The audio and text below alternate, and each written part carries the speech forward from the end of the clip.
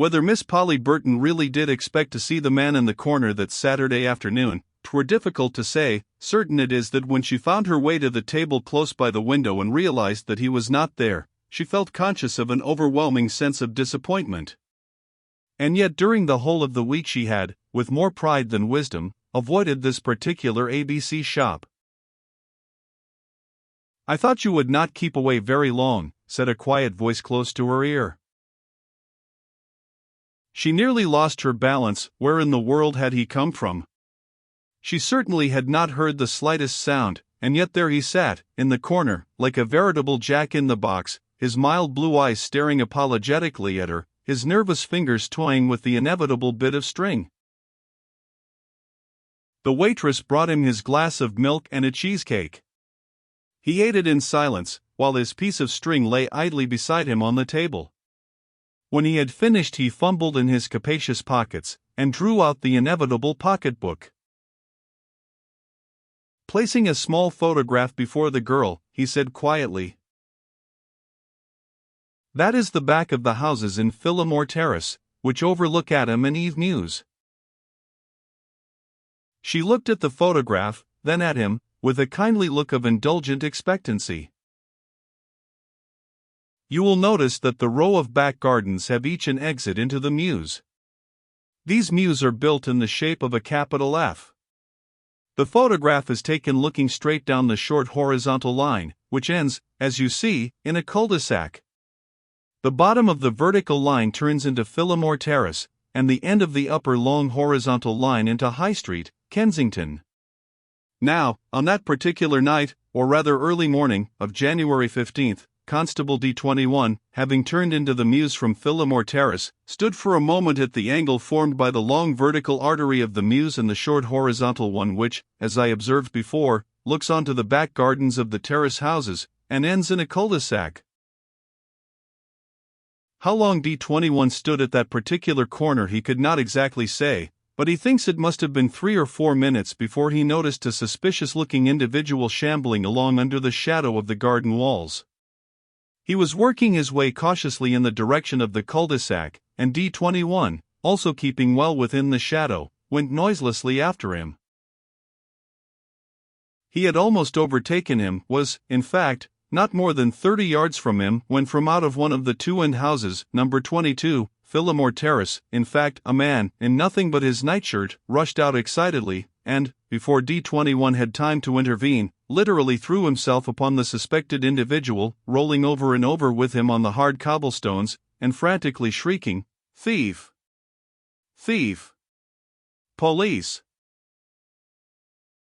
It was some time before the constable succeeded in rescuing the tramp from the excited grip of his assailant, and several minutes before he could make himself heard. "There! There!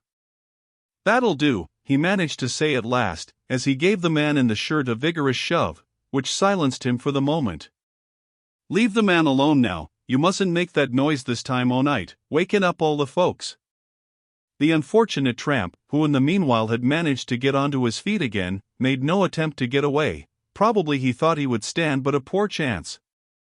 But the man in the shirt had partly recovered his power of speech, and was now blurting out jerky, half-intelligible sentences. "I have been robbed, that is, my master, Mr. Knopf. The desk is open, the diamonds gone, all in my charge, and now they are stolen. That's the thief, I'll swear. I heard him, not 3 minutes ago, rush downstairs, the door into the garden was smashed, I ran across the garden, he was sneaking about here still. Thief! Thief! Police! Diamonds! Constable, don't let him go, I'll make you responsible if you let him go." "Now then, that'll do," admonished D21 as soon as he could get a word in. "Stop that row, will you?" The man in the shirt was gradually recovering from his excitement. "Can I give this man in charge?" he asked. "What for?" "Burglary and housebreaking. I heard him, I tell you. He must have Mr. Knopf's diamonds about him at this moment." "Where is Mr. Knopf?" Out of town, groaned the man in the shirt. He went to Brighton last night, and left me in charge, and now this thief has been Anne. The tramp shrugged his shoulders and suddenly, without a word, he quietly began taking off his coat and waistcoat. These he handed across to the constable. Eagerly the man in the shirt fell on them, and turned the ragged pockets inside out. From one of the windows a hilarious voice made some facetious remark, as the tramp with equal solemnity began divesting himself of his nether garments. "Now then, stop that nonsense," pronounced D21 severely. "What were you doing here this time o' night, anyway?" "The streets o' London is free to the public, ain't they?" queried the tramp. "This don't lead nowhere, my man." "Then I've lost my way, that's all," growled the man surlily, "and perhaps you'll let me get along now." By this time a couple of constables had appeared upon the scene. D21 had no intention of losing sight of his friend the tramp, and the man in the shirt had again made a dash for the latter's collar at the bare idea that he should be allowed to get along. I think D21 was alive to the humor of the situation. He suggested that Robertson, the man in the nightshirt, should go in and get some clothes on, whilst he himself would wait for the inspector and the detective, whom D15 would send round from the station immediately. Poor Robertson's teeth were chattering with cold. He had a violent fit of sneezing as D21 hurried him into the house. The latter, with another constable, remained to watch the burglared premises both back and front, and D15 took the wretched tramp to the station with a view to sending an inspector and a detective round immediately. When the two latter gentlemen arrived at number 22, Phillimore Terrace, they found poor old Robertson in bed, shivering, and still quite blue.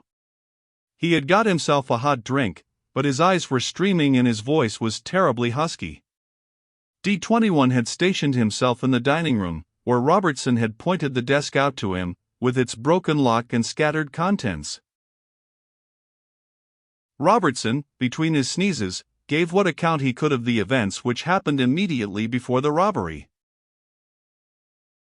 His master, Mr. Ferdinand Knopf, he said, was a diamond merchant and a bachelor. He himself had been in Mr. Knopf's employ over 15 years, and was his only indoor servant. A charwoman came every day to do the housework. Last night Mr. Knopf dined at the house of Mr. Shipman, at number 26, lower down. Mr. Shipman is the great jeweler who has his place of business in South Audley Street. By the last post there came a letter with the Brighton postmark, and marked urgent, for Mr. Knopf, and he, Robertson, was just wondering if he should run over to number 26 with it, when his master returned. He gave one glance at the contents of the letter, asked for his ABC railway guide, and ordered him, Robertson, to pack his bag at once and fetch him a cab. I guessed what it was, continued Robertson after another violent fit of sneezing. Mr. Knopf has a brother, Mr. Emil Knopf, to whom he is very much attached, and who is a great invalid.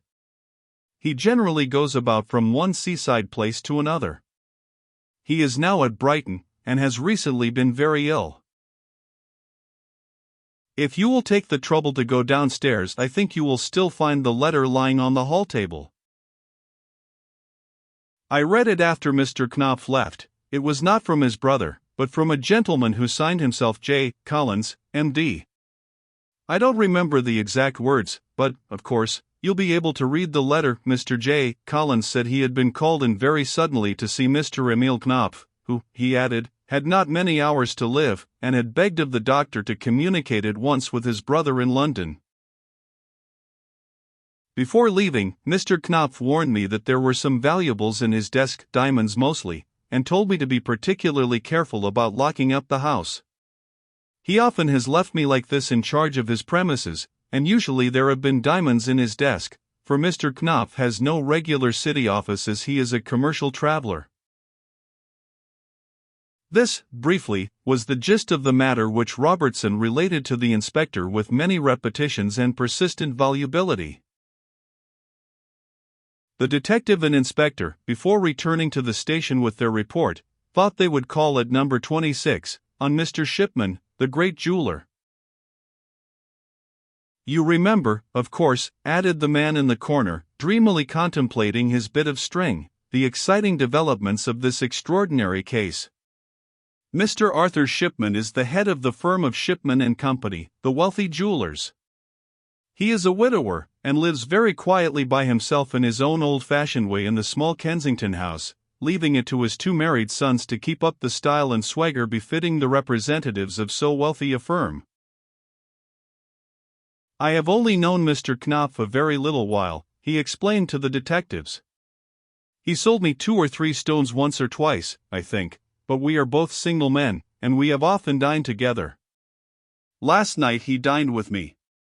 He had that afternoon received a very fine consignment of Brazilian diamonds, as he told me, and knowing how beset I am with callers at my business place, he had brought the stones with him, hoping, perhaps, to do a bit of trade over the nuts and wine.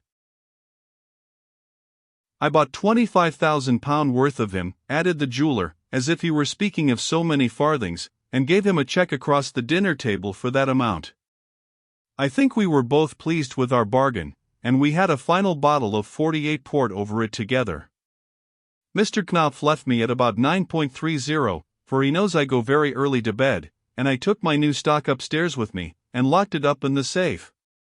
I certainly heard nothing of the noise in the mews last night. I sleep on the second floor, in the front of the house, and this is the first I have heard of poor Mr. Knopf's loss.